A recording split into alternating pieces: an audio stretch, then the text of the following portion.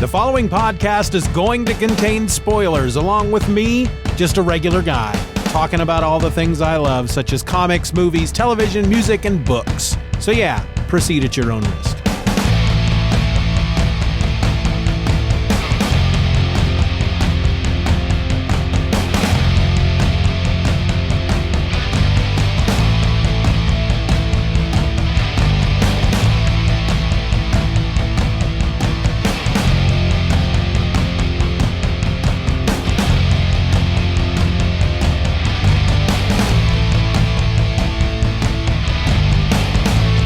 Welcome to another episode of Just Another Fanboy. Maybe I'll start making that longer every episode. Just Another Fanboy. If I keep going, then maybe by episode 200, that's all the episode will be. All right, I'll stop. So, hey, folks, I'm your host. My name is Steven. And I have something that I need to admit to everybody out there. I am not watching Picard on CBS All Access. Now, I know that the title of this episode might be kind of considered clickbaity, not to be confused with Warren Beatty or Ned Beatty, but clickbaity, possibly. I don't know. I could assume that somebody looks at the title, I'm not watching Picard, and take it that way. I'm not watching Picard because it looks horrible and it's about an old white man and I'm not going to watch it. But I'm actually quite sad that I'm not watching Picard. I keep seeing stuff about it. I watched the trailer. I saw a clip and I'm really sad because I want to watch it, but I can't afford another pay channel. You know, there used to be a time when you didn't pay for TV. I don't know how many of you can remember that time, but there used to be a time that you didn't pay for TV. Now, granted, there were only like 3 channels, 4 really when you included PBS. NBC, ABC, CBS, PBS, and then eventually Fox came along and you got 5 channels and that was it. And you weren't really given a lot of choice as far as what you could watch. But you didn't have to pay for anything. And then cable came along, and then you had to start paying. And then that leaped from paying to watch more channels to also including channels that you had to pay extra for. HBO, Showtime, Cinemax. And then satellite came in, and it got to the point where if you were just wanting to watch TV, you paid for cable or satellite. That's just what you did. Otherwise, you had, you tried to get the UHF signal in, and that was not always an easy thing to do. That is until everything went digital, and if you had a good antenna, then you could get your TV for free again. Streaming services then came along, starting with Netflix, and everything changed. When Netflix came along, and you had stuff, I'll even say Netflix and then Hulu, people started to do what they called it cutting the cord. I don't have to be tied down. I don't have to pay this giant cable bill or satellite bill anymore. All I got to do is pay for Netflix and Hulu. It's less than $20 a month. I got everything I need. I'm happy. That didn't last very long. It lasted long enough. We all thought that was just the way it was going to be now. But then other places started looking at those models and thinking, hey, they're making some good money and they're investing in original programming and they're building up their subscription base. We should get in on that. And now there's just too much out there. Now you have to make that choice. Do I want to watch The Mandalorian? Do I want to watch Picard? And unfortunately, the choice I made was I'm not going to watch Picard, at least not until it comes out on DVD. So that is, I guess, the silver lining. It just means that I'm not watching Picard while the others, the folks who are paying for CBS All Access, I'm not watching Picard while they are. I'm just going to wait for the DVD like I do with most movies. I'm not a big Star Trek fan. Here's the thing. I'm not a big Star Trek fan. Never got into the original series. Compared to Star Wars, which was really my first experience with with big budget sci-fi. I mean, when it came to the space shows on TV, I watched Buck Rogers. I watched Battlestar Galactica. But Star Trek, at that point, when those shows were out, Star Trek had already been on TV. It was already done. It was done in the late 60s. And the special effects just weren't good. And being a kid, I didn't care about the story if the effects were terrible. So I just never got into Star Trek.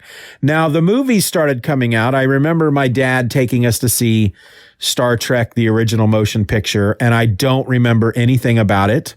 From what I've heard about the movie since then, I'm assuming that I just fell asleep at one point in the movie, because I would not have been...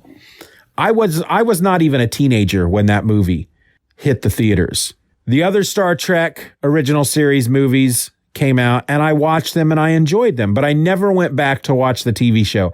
I have never watched one complete episode of the original series. Never in my life. But then Star Trek: The Next Generation came along, and I was in for that. The problem was, it aired on UPN, which was a channel for maybe 3 weeks. And it was one of those channels that, I don't know, I felt like they just couldn't quite nail down a release schedule. So it just seemed like I could never catch the show. I watched the first few episodes, and then I would just catch the show here and there when they felt like airing it. That's what it felt like. It didn't feel like every Saturday at 7 I would get to watch an episode of Star Trek. It was like, is it going to air this week? What day is it going to air? When is it going to come on? Is it going to in the middle of the afternoon on a Sunday? And so while I did catch a number of the episodes, and I watched quite a bit of them, I've never watched the entire Next Generation series. I tried to watch Deep Space Nine, never quite got into it. I think part of that had to do with the fact that the guy who ran the space station, he was the dude that played Hawk, I think his name was, on Spencer for Hire. And I remember thinking Hawk was just this BA, this super tough guy, this cool dude. And that he did not come across that way at all in Deep Space Nine. And so I went, that's not Hawk. That's just a regular dude. That's not why I want to watch. If Hawk could run that space station, that would have been awesome. But that's not what we got. Now, I have heard, anybody who has watched everything Star Trek has put out, I have heard that Deep Space Nine is one of the best, if not most people's favorite series. That's what I have heard, but I've just never got into it, never really watched it. I tried watching Voyager. I watched a bit of it and kind of got into that for a little bit. I watched all of Enterprise. I caught that streaming. I think it was on Netflix or something a while back, and I rather enjoyed that. And I really enjoy the Next Generation movies, except for Nemesis. I feel like I have watched Nemesis many times, or at least I have started Nemesis more than once, but I don't remember ever finishing the movie at all. The other movies, however, I am just crazy about. Insurrection, I just watched the other day. I don't know how many times I've seen that movie. First Contact, oh my goodness. Not only are both of those movies like my favorite Star Trek movies, they're just some of my favorite movies. I just think they're very well done. And I think a lot of that has to do with the characters themselves. Captain Picard being at the top of that list. But you've got Picard and Dr. Crusher and Worf and Riker, Troy, freaking Geordi LaForge. They're all just great characters. Did I say Data? Now, I will say the clip that I watched the other day that I saw of Picard had Picard talking to Data. I think they were playing cards maybe. And that was slightly rough because Data, of course, is an android. He doesn't age, but they can't do anything about the fact that the actor has aged.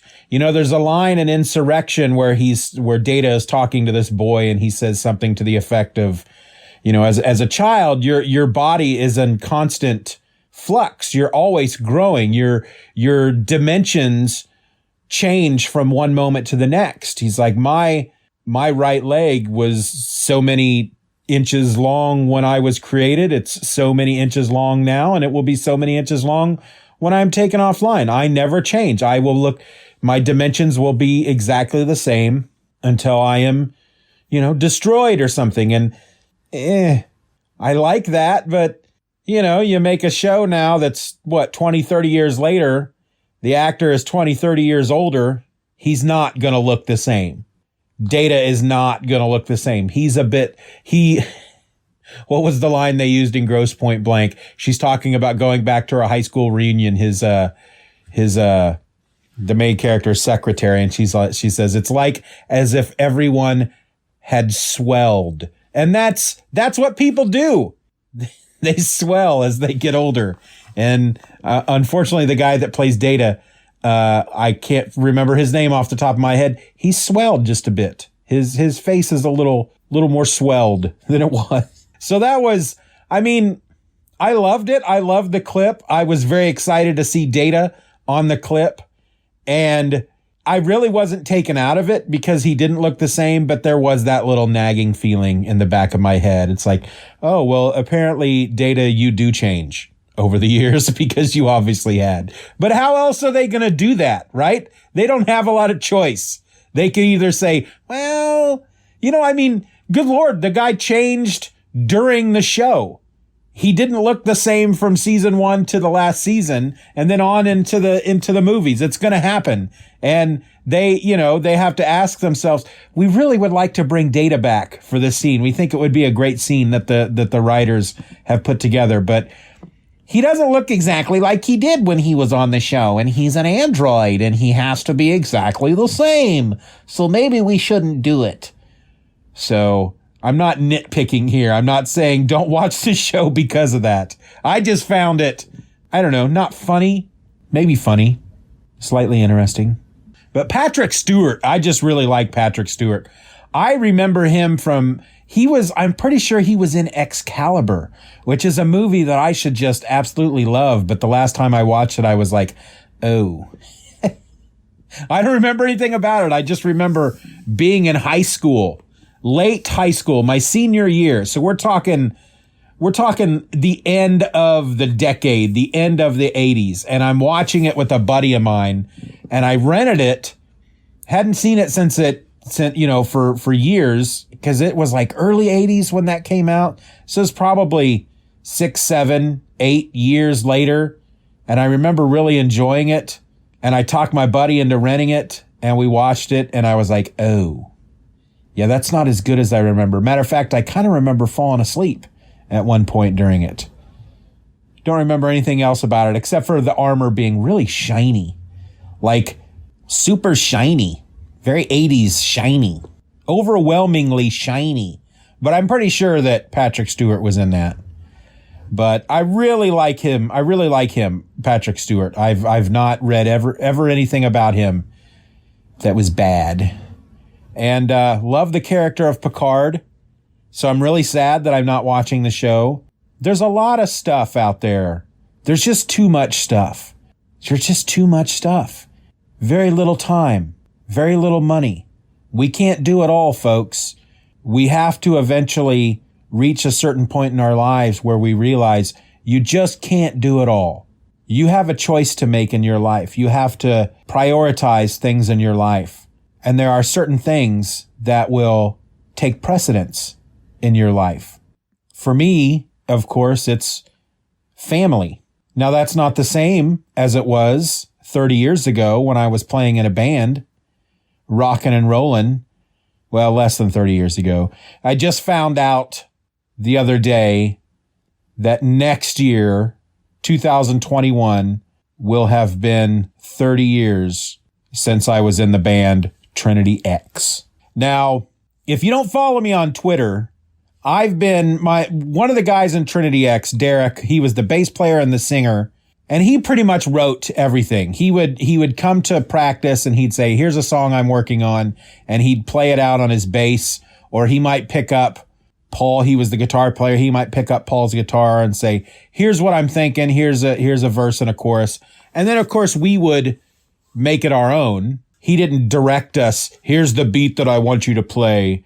And here's how I want you to play the, no, but the origins of the song came from him. He would come to practice with the song, and then we would make the song complete. But anyway, he's still making music. So's Paul. I'm not, but they're both still making music. But Derek has his own record company, independent record company called Atomic Zombie Records. And he does what is the name of his, he's gone kind of death metal, and he makes albums under a name, and I can't think of the name all of a sudden. It's, I can't think of it, but he's been taking all the old Trinity X stuff and digitizing it and putting it up on Bandcamp and putting the audio of the songs on YouTube. And he's come across some old videotapes of us playing live, and he's going to digitize those. But whenever he puts something up, he will tweet about it, and then I will retweet it and talk about it. So if you follow me on Twitter, I don't know if you've listened to any of that music, but I have no idea where I was going with that. Anyway, I found out he had made mention that next year will be our 30th anniversary. And that was like kind of the first real band I was in, playing all original music and playing clubs out of town and actually traveling to play shows and whatnot. But that's not my priority these days. My priority these days is not to spend whatever money I have on every streaming service just so I can watch all the nerdy stuff out there. Because even if I had all these streaming services, heck, I've got Netflix. All the CW shows are on Netflix, and I'm not watching those. I just don't have time. I just don't have time to watch all of it. But Picard is one of those that I really wish that I asked somebody the other day, are they releasing it every week, or did they drop the entire season at once like they do on Netflix? Because if they had put the whole season out there, I may spend the money for 1 month of CBS All Access just to binge the season. But no, they're releasing the episodes every week, which is the smart thing to do. And it's really something Netflix needs to think about doing, because there's something to say about producing a weekly show over doing it all at once and then just dumping it all at once. So no, folks, I'm not watching Picard, but I would really like to. And I would appreciate the spoilers. Just keep them under your hats, folks. Keep them in your pocket. I'm pretty good about avoiding spoilers. I'll tell you what. Each of the new Star Wars movies, I have avoided pretty much all of the spoilers until I saw them. Endgame, avoided all the spoilers. With some exceptions, it's hard to avoid a spoiler that's in a picture, because when you see the picture, it's done. You're done. You've seen it. It's done. So I knew about what kind of Hulk we were getting at Endgame before Endgame came out, or at least before Endgame came on DVD. But if somebody is putting spoilers in a news article or tweeting about it, I'm pretty good about just my eye sees Endgame, and then I skip. I just move along. I don't read any more of it. And that means I'm going to have to do that with Picard.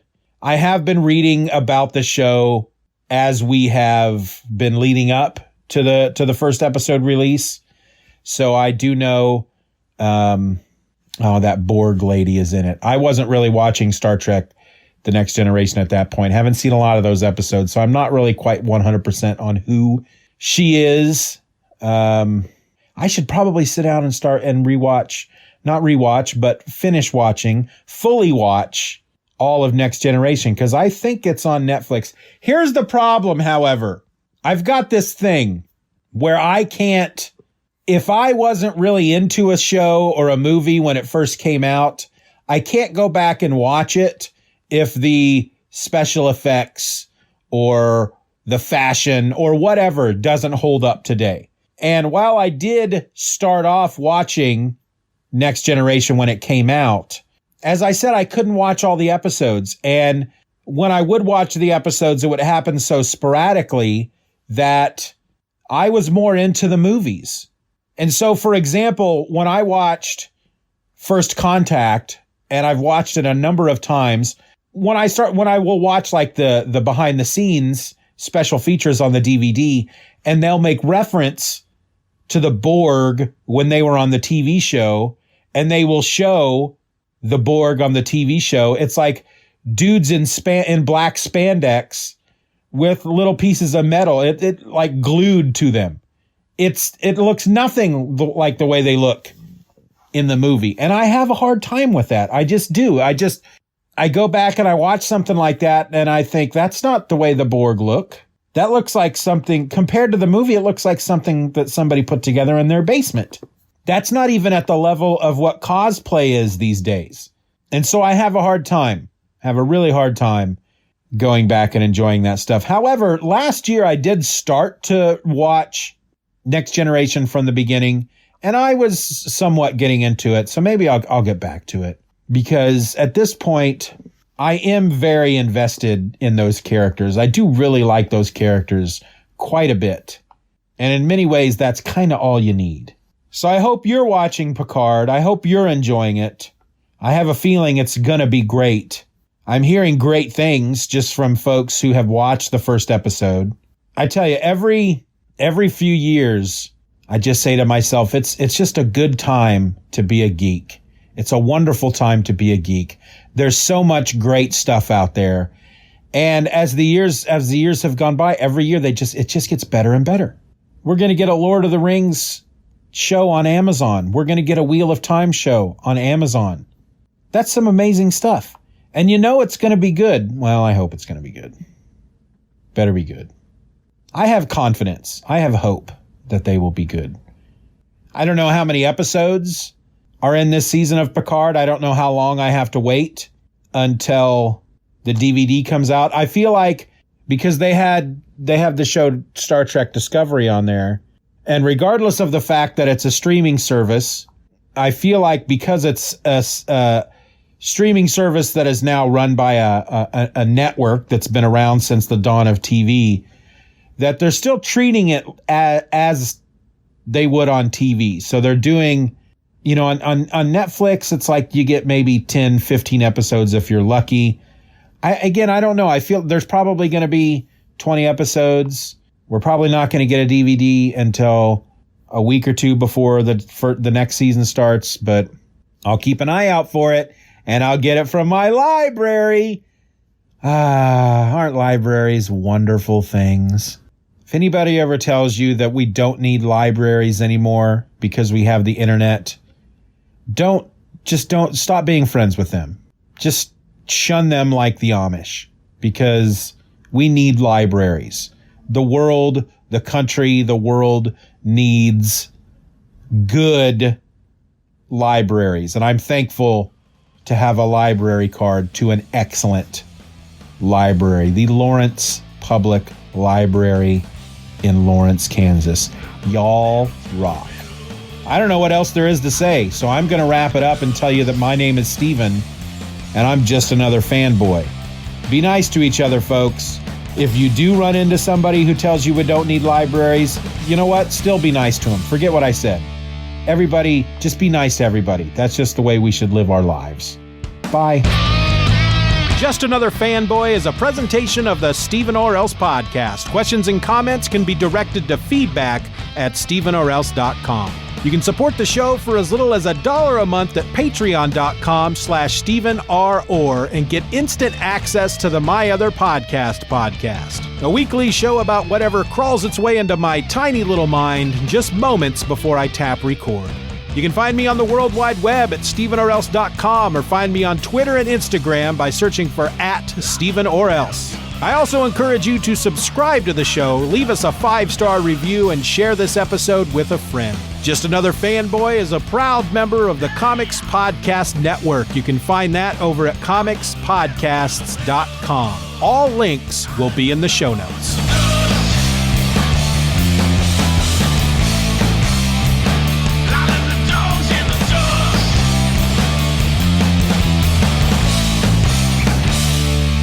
Bye-bye, Daddy. Bye-bye, Daddy. Good job.